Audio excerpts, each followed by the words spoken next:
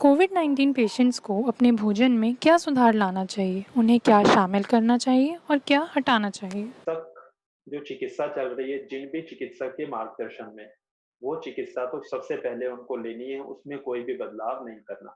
दूसरी बात अपना जो भोजन रखना है, वो हल्का हो, बहुत ज़्यादा भारी भोजन, गरिष्ठ भोजन ना हो, जिसको आयुर्वेद में गरिष्ठ भोजन कहते हैं, बहुत ज़्यादा भारी भोजन ना हो, जिससे शरीर की सारी ऊर्जा उसको पचाने में ना लगे।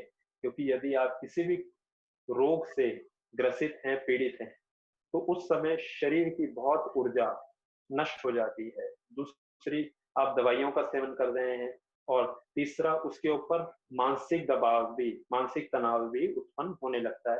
तो ऐसे में बहुत भारी भोजन ना करें, जिससे शरीर की पूरी ऊर्जा उस भोजन को पचाने में ना लगे। क्योंकि अक्सर जब हम बहुत ज़्यादा भोजन कर लेते हैं, तो उसके बाद नींद आने लग जाती है, क्योंकि आपके शरीर की सारी ऊर्जा उस भोजन को पचाने में लग गई है। तो भोजन ऐसा करें जो हल्का हो, आराम से पचने वाला हो और आपका भोजन पूर्ण रूप से पौष्टिक हो। ऐसा भोजन ना करें जिससे आपका पेट भर रहा है और शरीर को पोषक तत्वों की प्राप्ति नहीं हो रही है।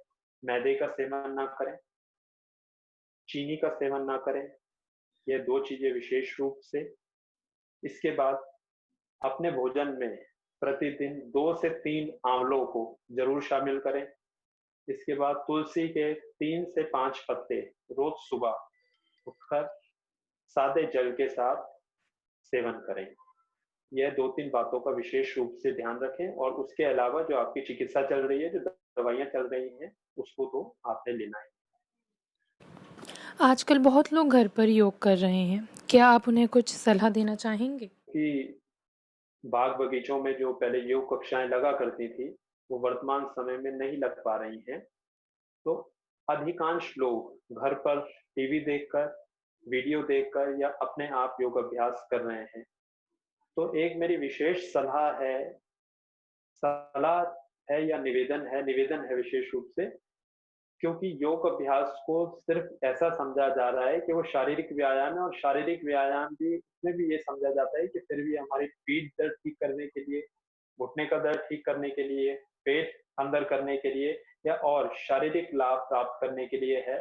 परंतु जो योग में आसन है, प्राणायाम है, ये विशेष रूप से आपके सूक्ष्म शरीर पर कार्य करते हैं। चंद्र और सूर्य, ईड़ा और पिंगला सुषुम्ना नाड़ियों पर कार्य करते हैं, आपकी इंद्रियों पर कार्य करते हैं, चक्रों पर कार्य करते हैं। तो इसका अभ्यास पूरी सावधानी के साथ करें, सिर्फ एक शारीरिक व्यायाम के तौर पे इसका अभ्यास ना करें, पूरी जानकारी के साथ।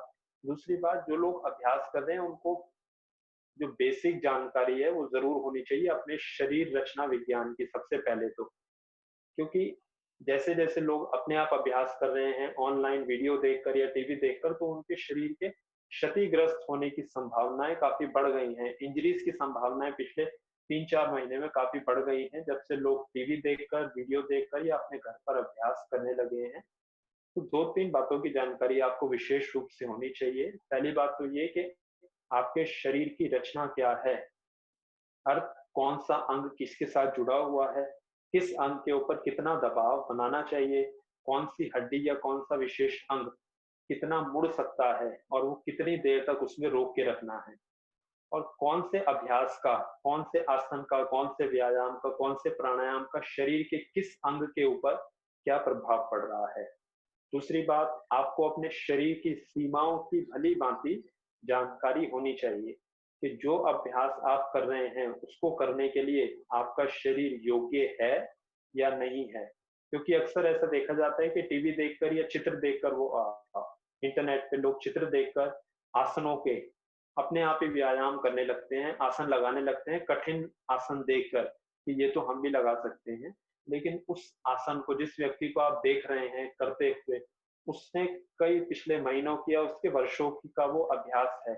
परंतु लोग इस बात को समझ नहीं पाते हैं, वो देखने में लगता है कि आसान है और वो उसको करने लग जाते हैं, जिससे शरीर के क्षतिग्रस्त होने की संभावनाएँ बढ़ जाती हैं।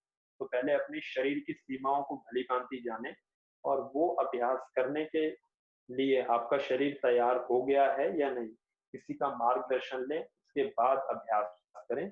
यदि पूर्ण लाभ और लंबे समय तक बिना किसी शारीरिक क्षति के अभ्यास करना चाहते हैं तो।